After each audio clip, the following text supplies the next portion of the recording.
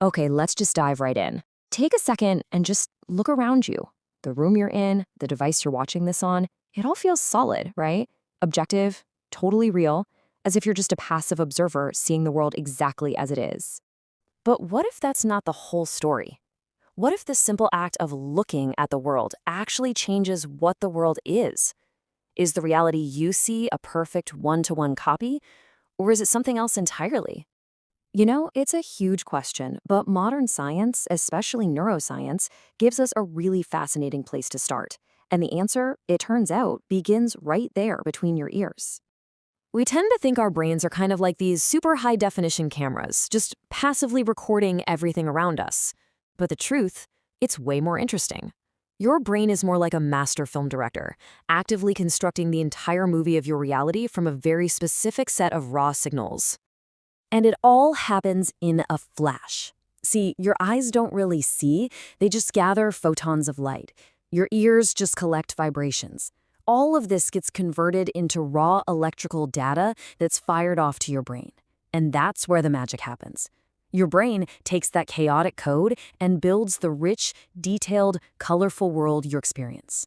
So here's the absolute key. What we call perception is not a clear window out into the world. It's actually your brain's best guess. It's the most plausible story it can create based on the messy data it's getting. It's a model of reality, not reality itself. And to really get a sense of how much heavy lifting your brain is doing, think about this. Every single second, your senses are just getting hammered with millions of bits of data. It's an absolute avalanche of information. The difference in scale here is just staggering. That huge bar, that's about 11 million bits of information flooding your senses every second. And that tiny, tiny little sliver next to it, that's what your conscious mind actually gets to work with, only 50 bits. Your brain isn't just a director, it's a world-class filter. And this is that incredible transformation in action. On one side, you've got the raw sensory input, this chaotic, meaningless storm of electrical signals. And on the other side is what you actually get to experience, a stable, coherent, and meaningful world. Your brain creates that order from the chaos. So, what decides which 50 bits get through? Well, you do. Your memories, your beliefs, what you're feeling right now, what you expect to see, all of it customizes your filter. It's like the cocktail party effect, right? You're in a loud room, but your brain tunes everything out the second you hear your name. It's also why two people can witness the exact same event and have completely different stories. Their filters are unique.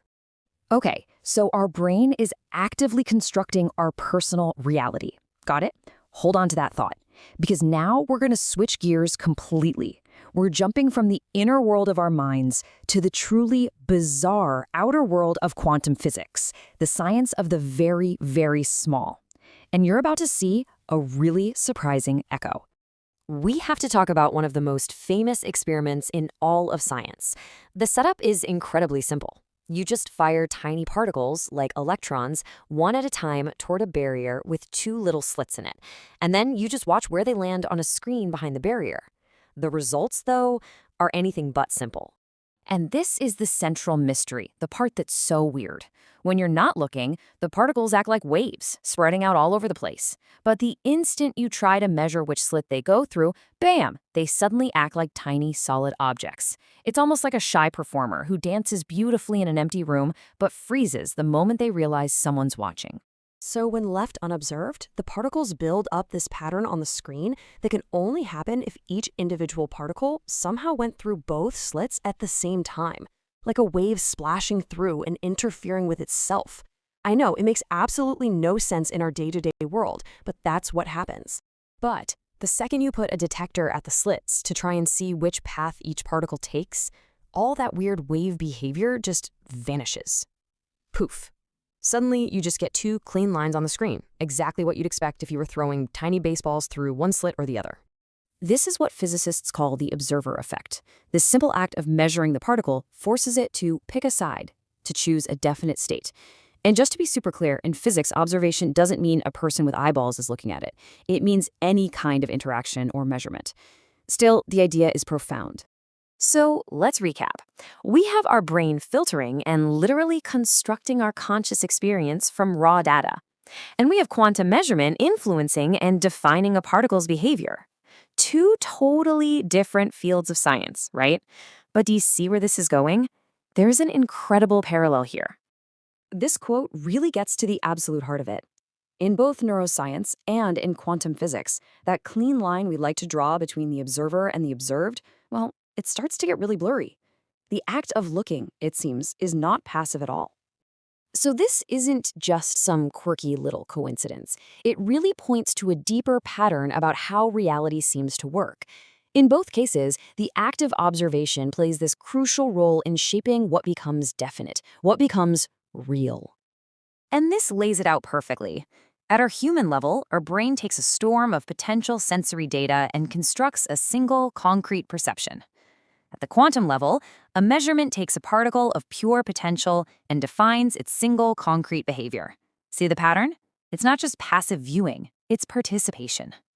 Now, it's really important to put the brakes on for a second here. This is not magical thinking. This doesn't mean you can just wish a new car into existence. The universe has rules, and there's definitely an objective reality out there that exists without us. What it does suggest, though, is that our old, simple model of a totally separate observer looking at a totally separate reality, it might just be too simple. The relationship seems to be more of an interaction, more entangled than we ever imagined. So what's the big takeaway from all this? Well, it kind of asks us to rethink our place in the universe. We're not just an audience watching a movie that would be exactly the same without us. It seems like we're actually part of the performance. So the next time you look around you, remember this. That rich, solid, stable world you see isn't just out there. It's the universe, yes, but it's the universe as it's been rendered, interpreted, and presented to you by the incredible and deeply personal filtering system of your own mind. And that leads us to one final, kind of mind-bending idea to leave you with. Maybe reality isn't just this static thing that exists all on its own. Maybe, just maybe, it's something that only fully emerges in the dance between the universe out there and the consciousness in here. What do you think?